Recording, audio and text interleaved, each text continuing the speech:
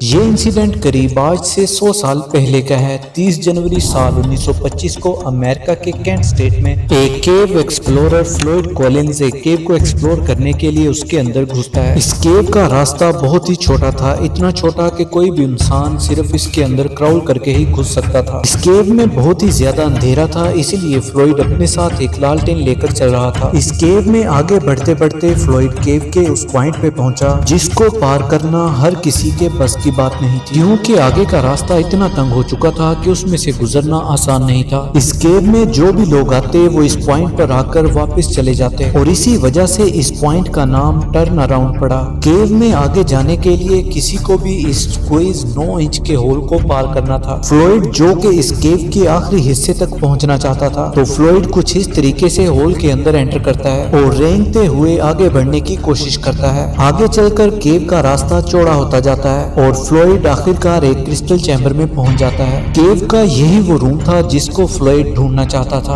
اس crystal chamber کو ڈھونڈ کر فلوئڈ کی خوشی کا کوئی ٹھکانہ ہی نہیں تھا، کیونکہ یہ کرسٹل چیمبر فلوئڈ کو مالا مال کرنے والا تھا۔ فلوئڈ اب باہر نکلتا ہے اور باہر نکلنے کے لیے اسے اسی تنگ راستے سے گزرنا ہوتا ہے۔ فلوئڈ اپنے آپ کو گھسیٹتے ہوئے اس تنگ راستے سے گزر رہا تھا کہ اسی دوران فلوئڈ کے ہاتھ سے اس کی لالٹین چھوٹ جاتی ہے۔ لالٹین گرتے ہی ٹوٹ جاتی ہے جس سے پوری کیو میں اندھیرا چھا جاتا ہے۔ فلوئڈ ابھی بھی زمین سے 55 فیٹ نیچے ایک تنگ راستے میں پھنسا ہوا تھا، لیکن اس سچویشن میں بھی فلوئڈ گھبرایا نہیں، کیونکہ اس نے پہلے بھی ایسے اندھیرے راستوں کا سامنا کیا تھا۔ فلوئڈ دھیرے دھیرے اپنے پیروں کی مدد سے اپنے جسم کو آگے کی طرف دھکیل رہا ہوتا ہے کہ تبھی اس کیو سے ایک پتھر اکھڑ کر اس کے پاؤں پر گر جاتا ہے۔ فلوئڈ اس پتھر سے اپنے پاؤں کو نکالنے کی بھرپور کوشش کرتا ہے، لیکن وہ پتھر اس راستے اور اس کے پاؤں میں اس طرح سے فٹ ہو جاتا ہے کہ فلوئڈ کی اس پتھر سے چھوٹنے کی ساری کوشش ناکام ہو جاتی ہے۔ بارہا کوشش کرنے کے بعد فلوئڈ اب مدد کے لیے پکارتا ہے، لیکن زمین کے اتنے نیچے سے کوئی بھی فلوئڈ کی آواز کو نہیں سن پاتا۔ جس ہول میں وہ پھنسا ہوا تھا وہاں سے پانی رس رہا تھا جو کہ فلوئڈ کے نیچے سے بہہ رہا تھا، اور یہاں سے ایک سنسان اور اندھیری غار میں فلوئڈ کی زندگی اور موت کے بیچ جنگ شروع ہو جاتی ہے۔ تو دوستو، فلوئڈ کولنز کے ساتھ آگے کیا کیا ہوا یہ سن کر آپ کی روح کانپ جائے گی۔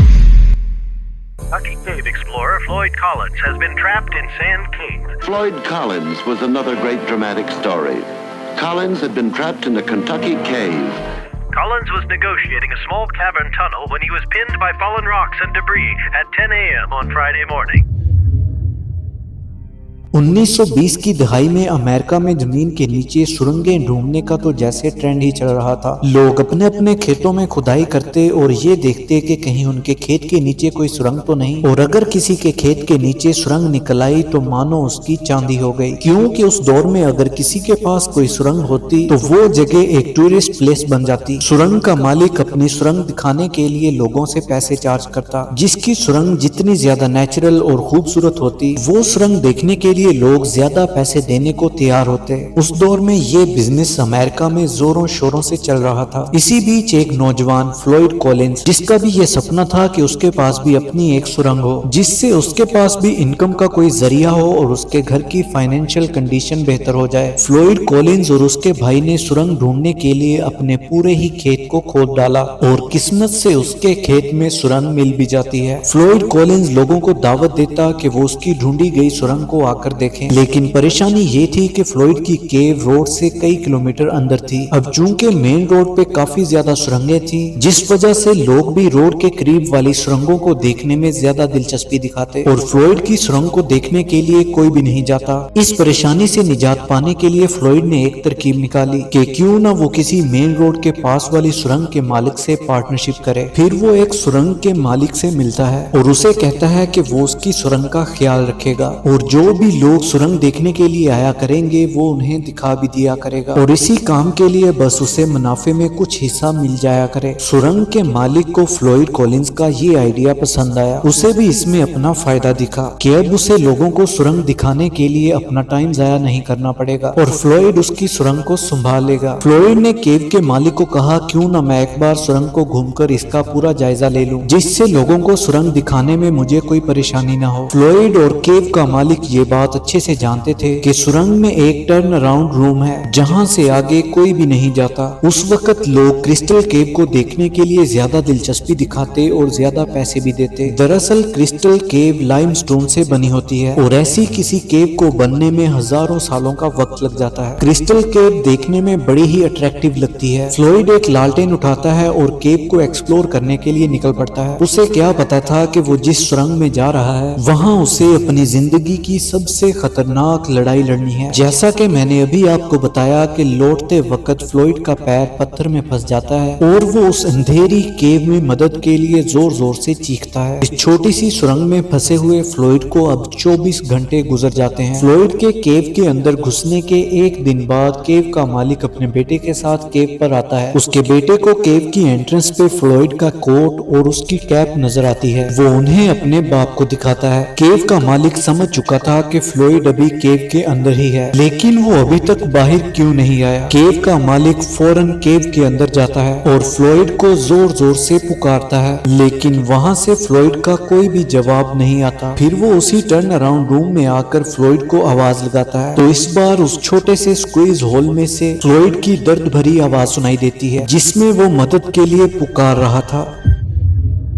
उस सुरंग का मालिक इस हादसे की जानकारी उसकी फैमिली को देता है और फ्लोइड का भाई होमर उसे बचाने के लिए केव के अंदर घुस जाता है। इस स्क्वीज होल से गुजरते हुए होमर को अपने भाई तक पहुंचने के लिए कई घंटे गुजर जाते हैं। आखिरकार फ्लोइड का भाई उसके पास पहुंच जाता है और वो फ्लोइड को खाने के लिए एक सैंडविच और कॉफी देता है और पूरी सूरत-ए-हाल का जायजा लेता है कि फ्लोइड को किस तरह से बाहर निकाला जाए। होमर ने सुरंग के मुहाने को चौड़ा करके फ्लोइड को बाहर निकालने का प्लान बनाया। होमर छियानी और हथौड़ा लेकर आया और एक बार फिर से उस सुरंग में घुसा और उस सुरंग की दीवारों को चौड़ा करने की कोशिश करने लगा। इससे सूरत-ए-हाल और भी ज्यादा नाजुक होती जा रही थी। थोड़े की चोट पड़ने से सुरंग की दीवारों में दरारें आने लगी थी। डर इस बात का था कि कहीं ये सुरंग ढह न जाए और फ्लोइड इसके अंदर दबकर मर जाए, इसलिए ये प्लान फेल हो गया।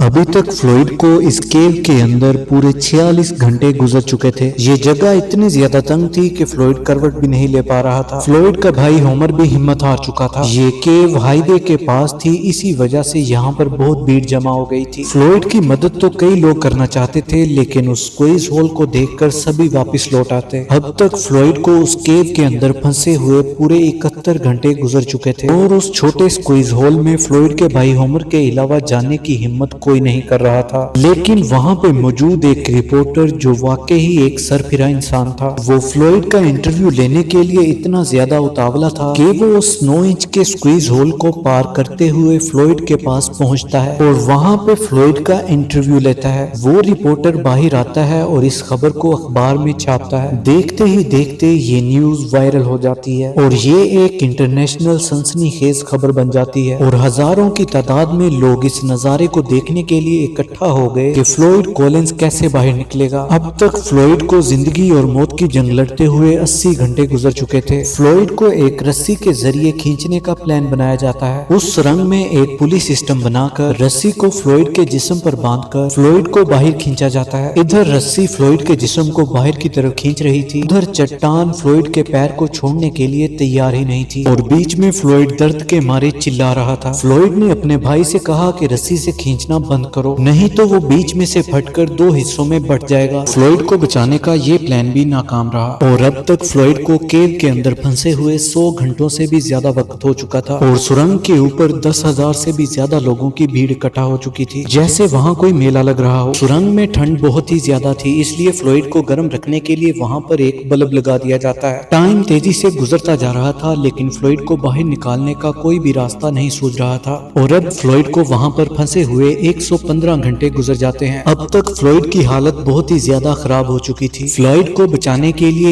एक रेस्क्यू टीम आती है और जब उस टीम ने लोकेशन का जायजा लिया तो उन्होंने देखा कि हजारों की तादाद में लोग वहां पे खड़े होकर तमाशा देख रहे हैं और उनके वजन से सुरंग ने कोलैप्स करना शुरू कर दिया है। रेस्क्यू टीम का एक मेंबर फ्लोइड के पास जाता है, तभी उस सुरंग में छोटे छोटे पत्थर टूटकर नीचे गिरने लगते हैं। तो ये देखकर रेस्क्यू टीम का मेंबर पीछे जाने की कोशिश करता है। अब तक फ्लोइड को ये समझ जा चुका था कि उसका यहाँ से बच पाना नामुमकिन है। ये सुरंग कभी भी गिर सकती है। फ्लॉयड इस सुरंग में अकेला नहीं मरना चाहता था। इसी वजह से फ्लॉयड उस रेस्क्यू मेंबर से पीने के लिए पानी मांगता है, लेकिन पानी तो फ्लॉयड के नीचे से बहता जा रहा था और इतने दिनों से फ्लॉयड उसी में से पानी पी रहा था। रेस्क्यू टीम का मेंबर फ्लॉयड की इस चाल को समझ चुका था कि फ्लॉयड उसे भी अपने साथ वहीं पर फंसाना चाहता है, तो वो तेजी से उस सुरंग से बाहर निकल जाता है। उसके बाहर निकलते ही सुरंग कोलैप्स कर जाती है और फ्लॉयड तक आने जाने का रास्ता पूरी तरह से बंद हो जाता है। अभी तक उसी स्क्वीज होल से फ्लॉयड की तरफ खाना भेजा जा रहा था, लेकिन अब फ्लॉयड का राब्ता बाहरी दुनिया से पूरी तरह से टूट चुका था। अब फ्लॉयड को बचाने के लिए एक नया प्लान बनाया गया। प्लान ये था कि ऊपर की तरफ से फ्लॉयड तक रास्ता बनाया जाए, जिसके जरिए फ्लॉयड को बाहर निकाला जाए। लेकिन सवाल ये था कि सुरंग के ऊपर खुदाई कैसे की जाए। मशीनों की मदद से फ्लॉयड तक पहुंचने का रास्ता जल्दी से बनाया जा सकता था, लेकिन मशीनों से खुदाई करने से इस बात का डर था कि मशीनों की वाइब्रेशन की वजह से पूरी केव कोलैप्स करके फ्लॉयड के ऊपर ही न गिर जाए। दूसरा प्लान ये था कि हाथों से खुदाई करके फ्लॉयड तक पहुंचने का रास्ता बनाया जाए, लेकिन इस प्लान में टाइम ज्यादा लगने वाला था। फिर फाइनली दूसरे प्लान को ही चुना गया। ऐसा अंदाजा लगाया गया कि फ्लॉयड तक पहुंचने के लिए हाथों से खुदाई करके 30 घंटों का वक्त और लगेगा। लेकिन क्या फ्लॉयड इतनी देर तक जिंदा रह पाएगा? जो लाइट बल्ब फ्लॉयड को गर्म रखने के लिए लगाया गया था, वो बल्ब अभी भी काम कर रहा था। एक जुगाड़ लगाकर बल्ब की वायर से एम्पलीफायर को जोड़ा गया, जिसके जरिए फ्लॉयड के सांस लेने से उस एम्पलीफायर में फ्लक्चुएशंस आ रही थी, जो कि इस बात का सबूत थी कि फ्लॉयड अभी भी जिंदा है। फ्लॉयड तक सुरंग खोदते खोदते टाइम अंदाजे से ज्यादा लगता जा रहा था और अब तक फ्लॉयड को उस केव के अंदर फंसे हुए 220 से ज्यादा घंटे गुजर जाते हैं। जो सुरंग 30 घंटों में खोदी जानी थी, उसे खोदते हुए 140 घंटों से ज्यादा लग चुके थे। लेकिन अभी भी उस सुरंग की खुदाई मुकम्मल नहीं हुई थी और नीचे फ्लॉयड भूखा अपनी जिंदगी की लड़ाई लड़ रहा था। लेकिन तभी सूरत हाल और ज्यादा खराब होती है। फ्लॉयड को फंसे हुए 15 दिन हो चुके थे, लेकिन फ्लॉयड अभी भी जिंदा था। लेकिन तभी वो लाइट बल्ब चलना बंद हो जाता है। अब परेशानी ये थी कि उन्हें ये नहीं पता चल पाएगा कि फ्लॉयड अंदर जिंदा है या मर गया। फाइनली 18वें दिन खुदाई मुकम्मल होती है और वो सुरंग का रास्ता बनाकर फ्लॉयड तक पहुंच जाते हैं। फ्लॉयड का भाई होमर उसे निकालने के लिए नीचे जाता है। नीचे पहुंचकर उसे पता चलता है कि फ्लॉयड अब जिंदा नहीं है। फ्लॉयड अपनी जिंदगी की लड़ाई को हार चुका था। जिस चट्टान ने फ्लॉयड के पैर को दबाया था, उसका वजन सिर्फ 27 किलो था और वो छोटी सी चट्टान पत्थर की नहीं बल्कि मिट्टी की थी। लेकिन वहाँ की जगह इतनी तंग थी कि फ्लॉयड ना तो उस चट्टान को तोड़ पाया और ना ही उसे हिला पाया। ऐसा लग रहा था कि मानो जैसे वो चट्टान सदियों से फ्लॉयड का ही इंतजार कर रही थी। उम्मीद करता हूँ कि आपको आज की वीडियो इंटरेस्टिंग लगी होगी। इसी के साथ मुझे दीजिए इजाजत। Good bye.